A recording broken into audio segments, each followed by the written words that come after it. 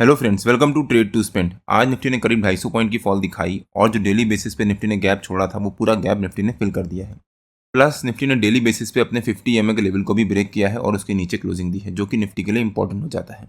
Hope आपने हमारा कल का डेली एनालिसिस का वीडियो देखा होगा, जिसमें हमने निफ्टी की आज की मूवमेंट के बारे में डिस्कशन किया था और हमने क्लियरली मेंशन किया था कि अगर निफ्टी गैप डाउन ओपनिंग देता है तो वहां पर वेट करिएगा, जंप करके पुट बाय या फिर कॉल सेल मत कर दीजिएगा। और जैसी उम्मीद थी और ग्लोबल सिनारियोज भी कुछ ऐसे बने हुए थे कि निफ्टी ने आज एक ह्यूज गैप डाउन ओपनिंग दी अपने 200 EMA के लेवल के पास और वहां से फिर उस फॉल को कंटिन्यू किया। लेकिन उसके बाद निफ्टी ने यहाँ पर रेंज बनाना शुरू कर दिया और हमने अपने कल के डेली एनालिसिस के वीडियो में इसके बारे में मेंशन भी किया था कि अगर निफ्टी गैप डाउन ओपनिंग देता है और वहां पर सस्टेन कर जाता है तब हम वहां पर जाकर पुट बाय करेंगे या फिर कॉल सेल करेंगे।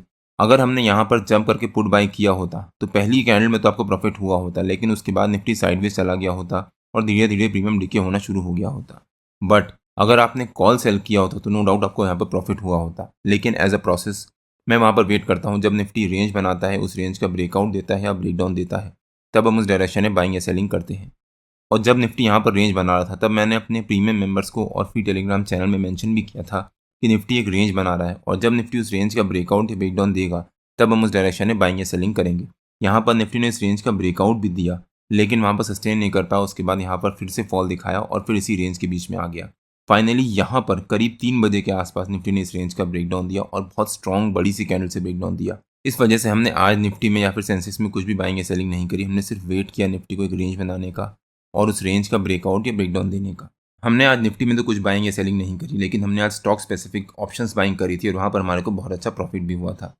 हमने मारुति का 14600 को कॉल बाय किया था 43 रुपीज़ पे और वो 43 रुपीज़ से 182 रुपीज़ तक गया और वहाँ पर हमारा पैसा मोर देन 4 टाइम्स हो गया।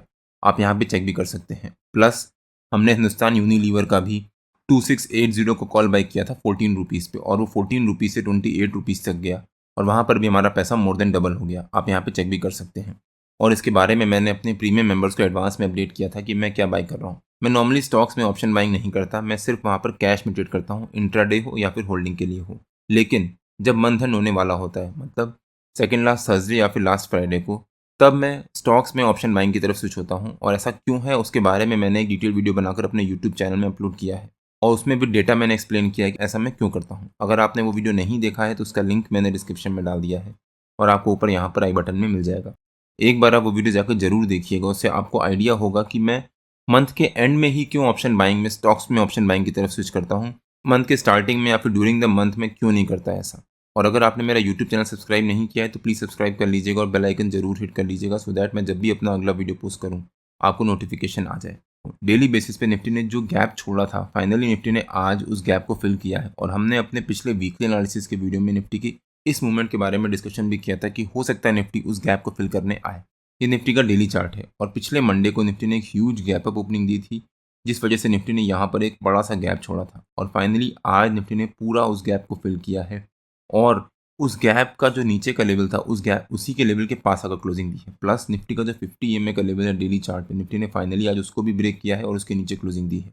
आपको क्या लगता है कि निफ्टी इस फॉल को कंटिन्यू करेगा या फिर निफ्टी में यहाँ से रिवर्सल आएगा? आपके जो भी लेवल से आप व्यूज हो प्लीज़ कमेंट से बताइए। लेकिन कल का दिन निफ्टी के लिए काफ़ी इंपॉर्टेंट हो जाता है। अगर कल निफ्टी आज के लो के नीचे सस्टेन करना शुरू करता है तो हो सकता है निफ्टी में एक और फॉल आए। और हमने अपने पिछले वीकली एनालिसिस के वीडियो में कवर भी किया था कि हो सकता है निफ्टी इस गैप को फिल करने आए और उसके बाद निफ्टी वहाँ से रिवर्सल ले ले। तो कुछ भी हो सकता है, कल निफ्टी में रिकवरी भी आ सकती है और हो सकता है निफ्टी में फॉल भी आए। अगर निफ्टी में रिकवरी आई तो ये शायद अच्छी अपॉर्चुनिटी होगी बाइंग करने की, बिकॉज जो भी यूएस की तरफ से टैरिफ की टेंशन चल रही है उसके बेसिस पे हमारी गवर्नमेंट काफ़ी स्ट्रॉन्ग स्टेप्स ले रही है और अपना स्टैंड मेंटेन करे हुए है। उसी की वजह से हो सकता है गवर्नमेंट जो जीएसटी के रिफॉर्म्स ला रही हो, अब गवर्नमेंट वो जीएसटी के रिफॉर्म्स हो सकता है सितंबर एंड में या फिर अक्टूबर फर्स्ट वीक में लाए, लेकिन उससे गवर्नमेंट का नुकसान हो सकता है। क्यों? क्योंकि उस वजह से बाइंग आगे पोस्टपोन हो जाएगी। काफ़ी सारे लोग जिन्होंने ऑटोमोबाइल खरीदना है या फिर बड़े इक्विपमेंट्स खरीदने हैं, जैसे कि कंज्यूमर ड्यूरेबल्स हो गया, रेफ्रिजरेटर या वो सब, वो अपनी थोड़ी सी बाइंग को पोस्टपोन करेंगे क्योंकि जो भी टैक्स का रिडक्शन होने वाला है वो उसका फ़ायदा उठाने की कोशिश करेंगे, जिस वजह से बाइंग पोस्टपोन हो सकती है। और ये महीना काफ़ी सारी बड़ी इंडस्ट्रीज़ के लिए या फिर कंपनीज़ के लिए लीन महीना जा सकता है। तो हो सकता है गवर्नमेंट जो जीएसटी के रिफॉर्म्स लाने वाली हो वो इंस्टेड ऑफ सितंबर एंड या फिर अक्टूबर फर्स्ट वीक में वो अभी ले आए, सो दैट फेस्टिव सीजन में जो बाइंग होने वाली है उस बाइंग का इम्पैक्ट ना पड़े, जिसका इम्पैक्ट मार्केट पे पॉजिटिव पड़ सकता है और हो सकता है मार्केट में अच्छी रिकवरी आए। तो कल का दिन निफ्टी के लिए काफ़ी इंपॉर्टेंट होने वाला है। अगर निफ्टी ने कल जो हमारा ट्यूसडे का लो है उसके नीचे सस्टेन कर गया तो वो निफ्टी के लिए नेगेटिव हो सकता है और हो सकता है फिर निफ्टी में शार्प फॉल आए और जो निफ्टी का ये लो है 24,333 उसके आसपास तक जाकर निफ्टी फॉल दिखाए। इसके बारे में हमने अपने पिछले वीकली एनालिसिस के वीडियो में कवर भी किया है। अगर आपने हमारा पिछला वीकली एनालिसिस का वो वीडियो नहीं देखा है तो उसका लिंक मैंने डिस्क्रिप्शन में डाल दिया है और आपको ऊपर यहाँ पर आई बटन में मिल जाएगा। एक बार आप वो वीडियो जाकर जरूर देखिएगा। लेकिन अगर निफ्टी ने कल रिकवरी दिखाना शुरू किया और अपने 50 EMA के लेवल को वापस ब्रेक किया और उसके ऊपर सस्टेन कर गया, तब हो सकता है निफ्टी में वापस पॉजिटिव रिकवरी आना स्टार्ट हो जाए। तो कल का दिन निफ्टी के लिए काफ़ी इंपॉर्टेंट होने वाला है। अब अगर निफ्टी के 15 मिनट के चार्ट पे आ जाते हैं और देखते हैं कि निफ्टी के कल के लेवल्स और मूवमेंट कैसी रह सकती है। ये निफ्टी का 15 मिनट का चार्ट है और आज निफ्टी ने आखिरी के आधे घंटे में काफ़ी स्ट्रॉन्ग फॉल दिखाई थी। प्लस जो निफ्टी ने ये रेंज बनाई थी इस रेंज का ब्रेकडाउन भी दिया था। तो इस रेंज का जो नीचे का लेवल है वो निफ्टी का हमारा कल का सपोर्ट रह सकता है, मतलब 24,760 के आसपास, और 24,666 निफ्टी का हमारा कल का सपोर्ट रह सकता है। हो सकता है निफ्टी कल 24,760 एज ए रेजिस्टेंस और 24,666 एज ए सपोर्ट इसी रेंज के बीच में ट्रेड करे। ट्यूसडे को निफ्टी ने जो फॉल दिखाई थी, अगर निफ्टी उसको इग्नोर करता है और एक फ्लैट ओपनिंग दे देता है तो यहाँ पर वेट करिएगा। कल निफ्टी की वीकली एक्सपायरी भी है तो हो सकता है निफ्टी अगर एक फ्लैट ओपनिंग देता है तो वहाँ पर रेंज बनाना शुरू करे, जैसे आज सेंसेक्स ने भी किया था। फर्स्ट हाफ में तो सेंसेक्स ने बहुत शार्प फॉल दिखाया लेकिन उसके बाद पूरा दिन साइडवेज मोड में ट्रेड करता रहा। तो हो सकता है निफ्टी कल फिर साइडवेज मोड में ट्रेड करता रहे और 11 साढ़े 11 बजे तक करीब प्रीमियम मीटिंग चलती रहे। उसके बाद अगर निफ्टी ने ब्रेकआउट दिया तब निफ्टी में शार्प रिकवरी आएगी और ब्रेकडाउन दिया तो शार्प फॉल भी आ सकता है।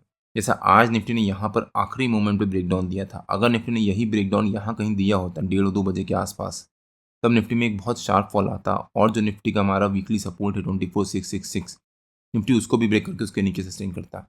तो हो सकता है निफ्टी में कल अगर फ्लैट ओपनिंग होती है तो निफ्टी फर्स्ट हाफ में साइड में जा सकता है और उसके बाद 11:30-12 बजे के आसपास उस रेंज का ब्रेकआउट या ब्रेकडाउन दे सकता है। लेकिन जो निफ्टी ने आज ही फॉल दिखाई थी, अगर निफ्टी उस फॉल को कंटिन्यू करते हुए कल हमारे सपोर्ट के पास या उसके नीचे गैप डाउन ओपनिंग दे देता है तब यहाँ पर वेट करिएगा।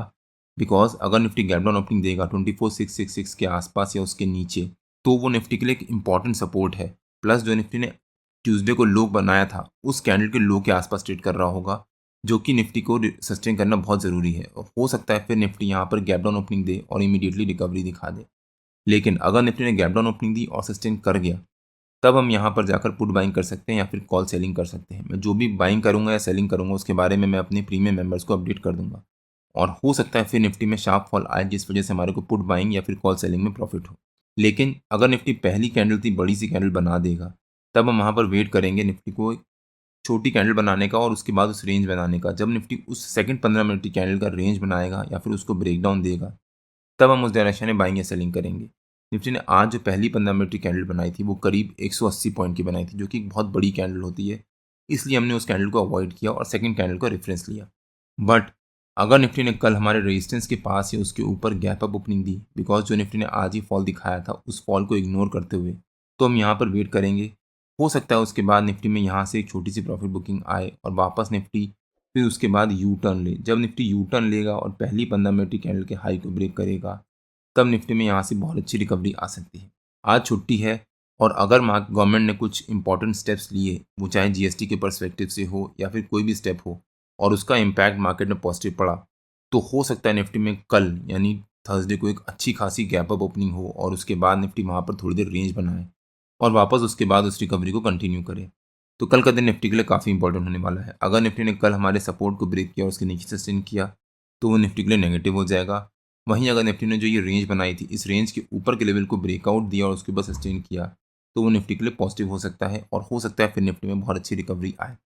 निफ्टी के जो भी लेवल्स होते हैं वो रेगुलर बेसिस पे मैं अपने फ्री टेलीग्राम चैनल में पोस्ट करता रहता हूँ। अगर आपने मेरा फ्री टेलीग्राम चैनल ज्वाइन नहीं किया है तो उसका लिंक मैंने डिस्क्रिप्शन में डाल दिया है और आप मेरे को टेलीग्राम में ट्रेड टू स्पेंड नाम से सर्च मार के भी ज्वाइन कर सकते हैं। अगर आपको वीडियो अच्छा लगा हो तो please like share and subscribe और बेल आइकन जरूर हिट कर लीजिएगा सो दैट मैं जब भी अपना अगला वीडियो पोस्ट करूँ आपको नोटिफिकेशन आ जाए। कल मार्केट में मिलते हैं। टिल देन जय श्री राम एंड जय हिंद।